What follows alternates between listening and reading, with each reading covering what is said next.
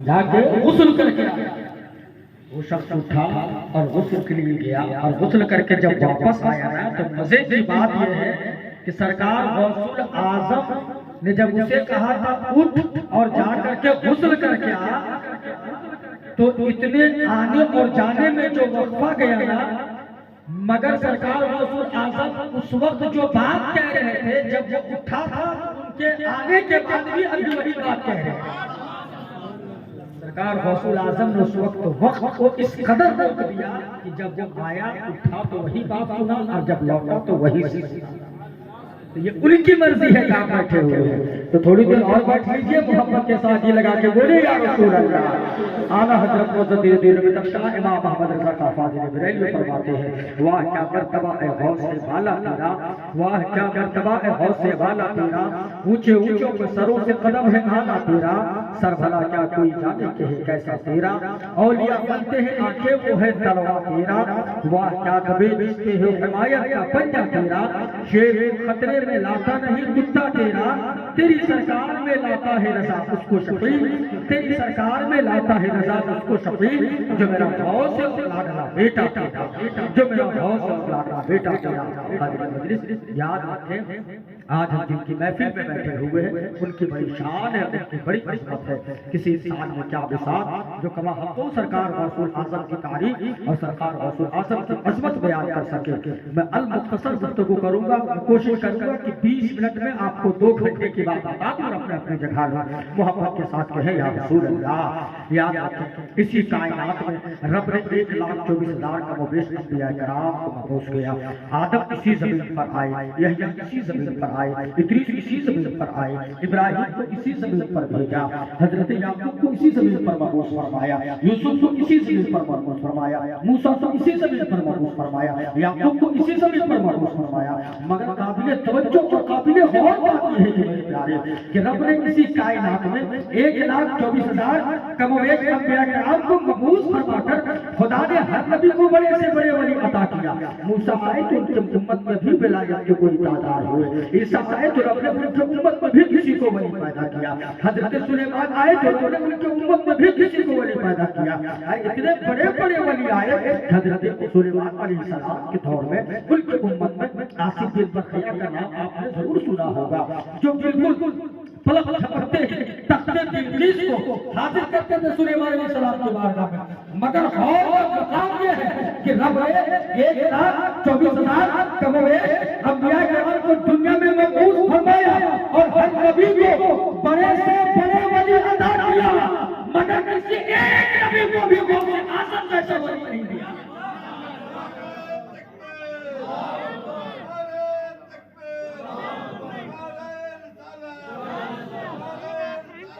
کسی ایک نبی کو بھی غوث اعظم جیسا ولی نہیں دیا۔ کیوں؟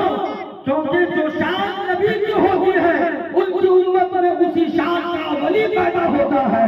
اپنی طرح مصطفیٰ کو بشر کہنے والے جاہلوں یاد رکھو، جب کوئی نبی محمد مصطفیٰ نہ ہو سکا تو بھلا ان کی امت میں کوئی ولی غوث اعظم جیسا وہ سرکار غوث اعظم کی شان ہے۔ میرے غوث اعظم کی شان یہ ہے کہ جن کی بشارت خود مصطفیٰ نے دی ہے۔ آؤ ذرا غور سے سنو، سیدہ فاطمہ کا گھر ہے، مصطفیٰ اپنے کاشانہ نبوت سے چلے ہیں، پیغمبر اسلام جب آئے ہیں چلے ہیں، سیدہ فاطمہ کے گھر میں قدم رکھے ہیں تو غور کرو وہ سیدہ فاطمہ کا گھر کتنا خوبصورت ہے، وہ گھر کتنا اعلیٰ ہو گیا ہے کہ نبی جب عرش اعظم پر معراج پر گئے تھے نا تو عرش اعظم فخر کر رہا تھا اس بات پر کہ یا رسول اللہ آج آپ کا قدم میرے سینے پر پڑا ہے، مگر عرش اعظم بھی کہنے پہ مجبور ہوتا ہے حبیبی یا رسول اللہ آپ کے قدم کو آنے کے لیے میرے سینے پر پڑنے کے لیے برسوں سے مجھے معراج کا انتظار کرنا پڑا، تب کہیں آپ کا قدم راج میرے سینے پر پڑا، مگر اس سے بہتر تو فاطمہ کا گھر ہے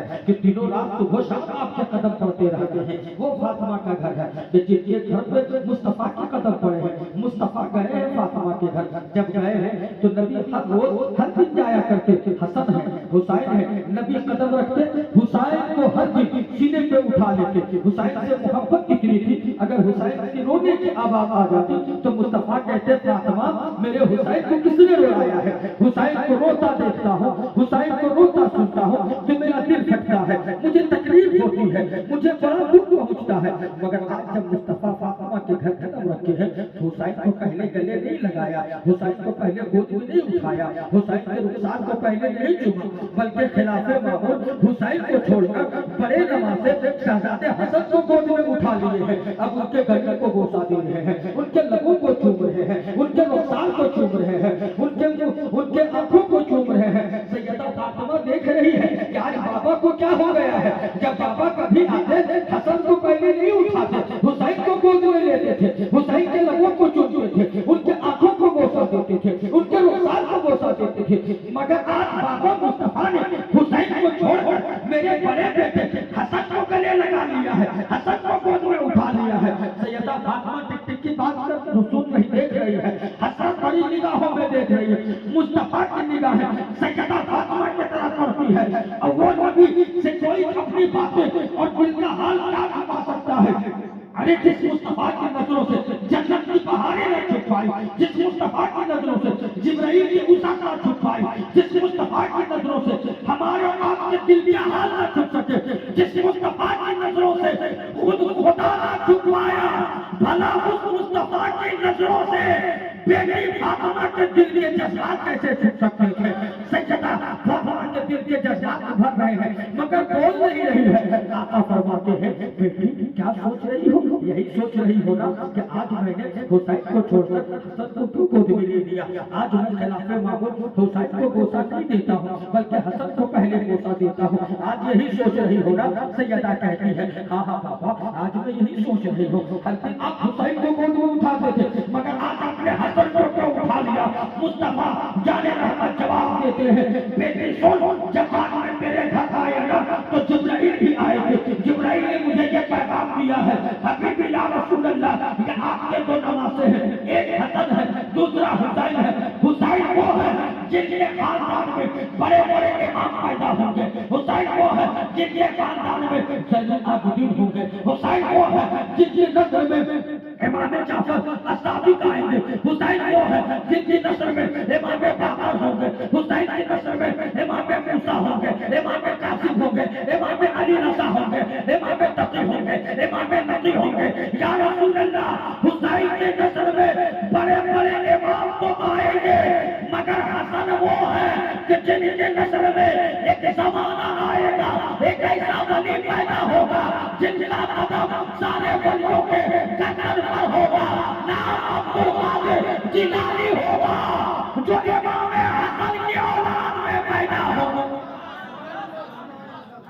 नारे तकबीर, नारे रिसालत, जिंदाबाद, नारे तकबीर।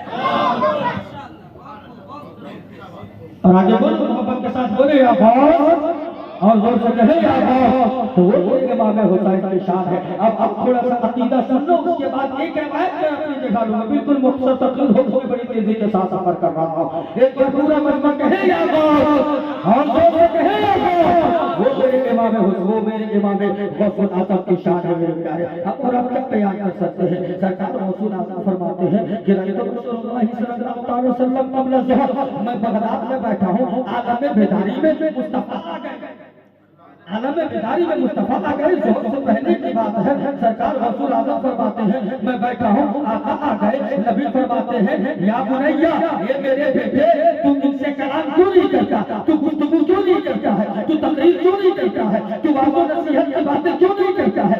तू इनसे खिताब क्यों नहीं करता है? गौसे आज़म फरमाते हैं, बाबा हुजूर, हबीबी या रसूल अल्लाह, ये बड़े बड़े फुसहाए अरब हैं, इनकी ज़बान अरबी है, इनकी ज़बान बड़ी अच्छी है, ये अरब के बड़े अरबी लोग है, ये बगदाद के फसा लोग है, हम इनके सामने क्या कलाम करें? मैं तो अजमी हूँ, मैं इनके सामने नहीं बोल पाऊंगा, मैं इनके सामने कैसे खिताब करूँ? नबी फरमाते हैं, या बुनैया इफ्ताह, गौसुल आज़म से फरमाते हैं, आका बेटा अपने मुंह को खोल, अपने मुंह को खोल। गौसुल आज़म ने अपने मुंह को खोला, मुस्तफा ने 7 बार अपने लुआबे दहन को डाला। मोहब्बत के साथ बोलिएगा, गौसे आज़म ने अपने मुंह को खोला, आका ने 7 बार लुआबे दहन को डाला। अब जब आका चले गए तो पूरा मजमा इकट्ठा हो गया। اب ہزاروں کا مجمع لگ گیا. غوث اعظم چاہتے ہیں کہ میں خطاب کروں مگر دل دھڑک رہا ہے, جسم میں کپکپی طاری ہو گئی ہے, جسم کانپ رہا ہے, میں بولوں تو بولوں کیسے. جب جسم کانپ رہا تھا ادھر مصطفیٰ گئے ادھر مجمع آ گیا. غوث اعظم بولنا چاہتے ہیں مگر جسم میں کپکپی طاری ہے. تو تھوڑی دیر کے بعد مولا علی آ گئے.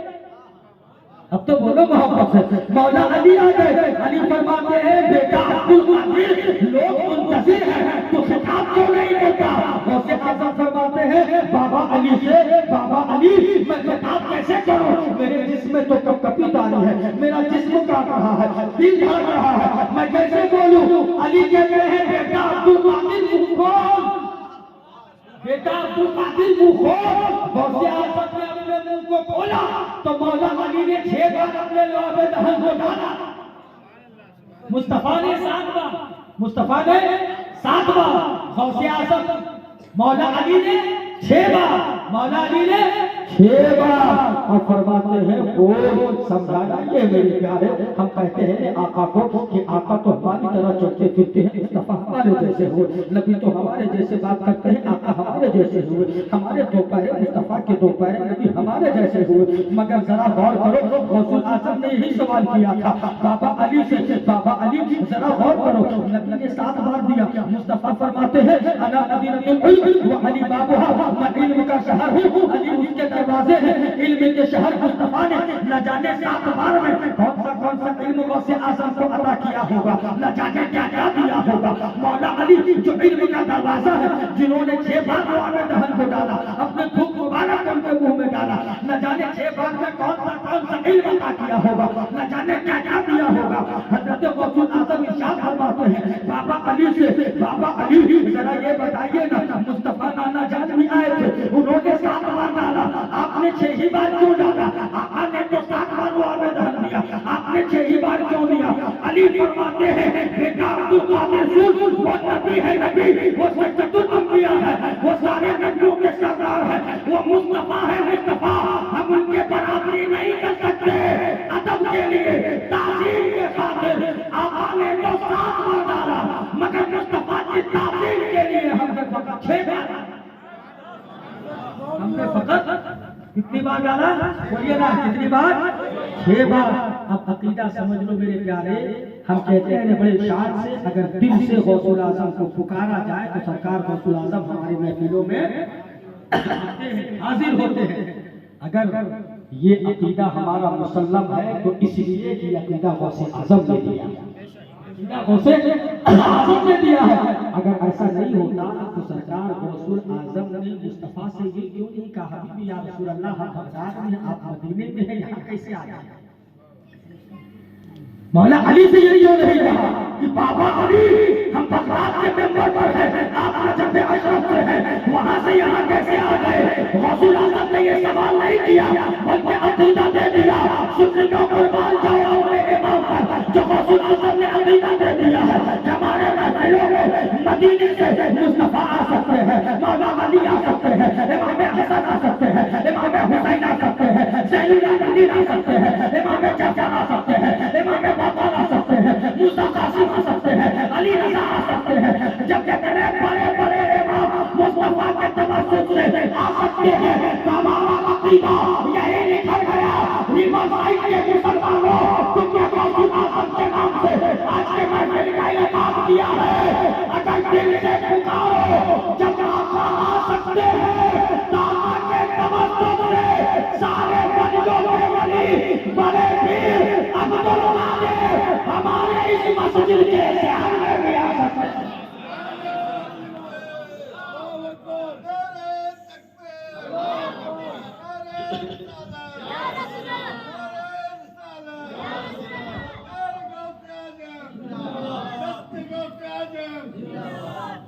بس 5 منٹ آخری بات. سرکار غوث اعظم نے کہا تقدمی حاضر الى رتبۃ کل ولی اللہ, میرے یہ قدم ہر ولی کے گردن پر ہے.